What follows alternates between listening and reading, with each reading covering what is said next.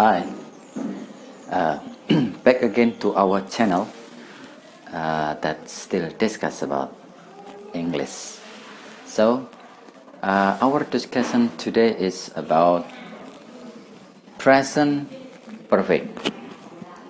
Okay, the first, let's see the pattern, atau kita lihat rumusnya dulu ya. Kalau kita bicara tentang tenses, jadi kita harus tahu bentuknya dulu. So when we are talking about tenses, we have to know the pattern first.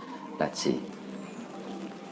The pattern of present perfect tense: subject plus has or have plus verb 3.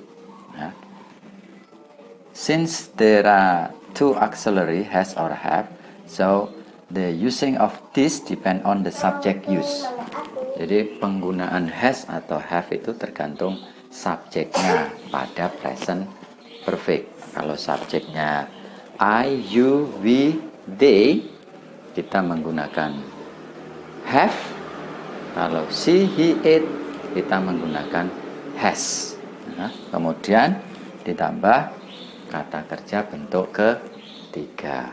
Jadi rumusnya adalah subjek plus has or have ditambah verb 3 atau kata kerja bentuk ketiga. Okay, that's the patterns. The second, what is the function? Function means that when do we have to use this tense in our communication? So, kapan kita menggunakan present perfect tense? Let's see. Actually, there are three. There are three functions that I'm going to share to you when you use present perfect. The first, to express an accent that happen in an indefinite time in the past. Jadi untuk mengungkapkan kejadian yang terjadi tapi waktunya tidak jelas di masa yang lampau. Fungsi number one. The function number two, to express an actions that happen more than one in the past. Jadi untuk mengungkapkan kejadian yang terjadi di masa yang lampau, maksudnya kejadian yang terjadi lebih dari satu kali di masa yang lampau. Fungsi kedua. Fungsi ketiga, to express that the action have begun in the past and it is still occurring in the present. Jadi untuk mengungkapkan kegiatan yang dimulai pada masa yang lampau dan sekarang masih berlangsung. Kebanyakan kita memang fungsi dari present perfect itu memang kebanyakan digunakan, it is mostly used when we are going to express an actions that happen in the past and still occurring in the present. Jadi kebanyakan memang digunakan untuk mengungkapkan kegiatan yang dimulai pada masa yang lampau dan sekarang pun masih berlangsung. Okay, to make it clear the function of this tense, let's see the example of the sentence. Since if you know, kalau Anda tahu based on my explanation, it sounds very complicated. Kalau hanya dijelaskan saja, kayak masih rumit ya.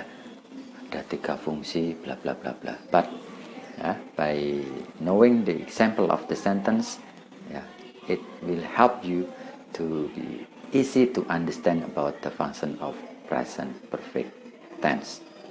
Come on. Function number one, to express an action that happened in indefinite time in the past. Jadi untuk mengungkapkan kegiatan yang waktunya nggak jelas di masa lampau. John has traveled around the world. John, subjek memang. Subjek has traveled untuk ketiga around the world. John has traveled around the world. John telah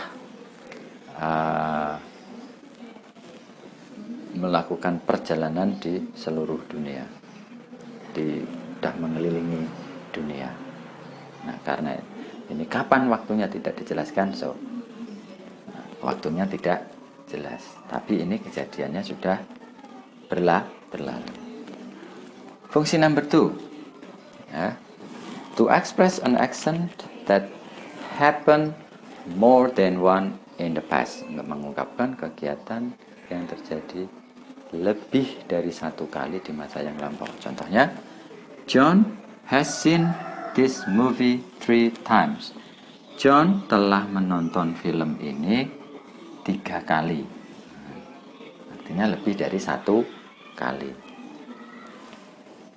Function number 3, ya, to express an action that happened or begin in the past and they still occurring in the present. Masih dari masa lampau dan sekarang masih berlangsung. Contohnya, they have lived. They, karena subjeknya they, jadi kita menggunakan have. Live. They have lived in the same house for 20 years. Mereka telah tinggal di rumah yang sama selama 20 tahun. Jadi selama 20 tahun yang lalu dan sampai sekarang pun masih tinggal di rumah yang sama. Or in another sentence we also can say like this. Atau pada kalimat yang lain kita bisa, they have lived in the same house since 1982. Jadi tinggal di rumah yang sama sejak 1982. Artinya dari sejak tahun ini sampai sekarang pun masih tinggal di rumah yang sama. Nah, if you see from these 2 sentences, ya, there are 2, for and since.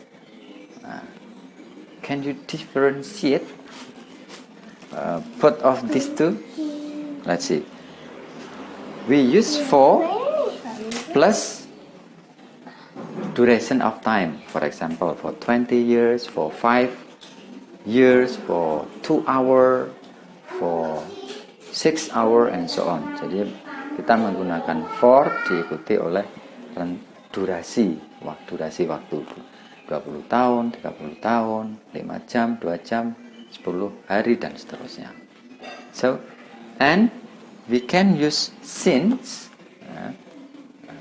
plus the beginning of time. Dimulai dari sejak, ya. Kalau misalkan sejak tahun 1982, sejak tahun 2000, sejak kemarin, sejak tahun, ya, biasanya kita menggunakan tahun, tapi artinya sama. Kita bisa menggunakan for, bisa menggunakan since, ya, it has the same meaning but different pattern, ya. Bentuk rumusnya beda. Kalau for diikuti oleh durasi waktunya, kalau since biasanya diikuti oleh tahun, ya. Jadi untuk past perfect tense ada 3 fungsi, ya, 3 fungsi yang sudah saya jelaskan tadi. Okay, I guess that you already understand about the function of present perfect tense. And next, how if we make the negative sentence? It's easy, ya. Negative sentence we just put not after has or have. Kita hanya menambahkan not pada setelah has atau have. John has not traveled. John has not traveled. Josh has not seen. They have not lived, and so on. That is the negative sentence of present perfect tense. Okay, I guess that's all for today. Thank you for watching. I hope you enjoy my learning, and goodbye.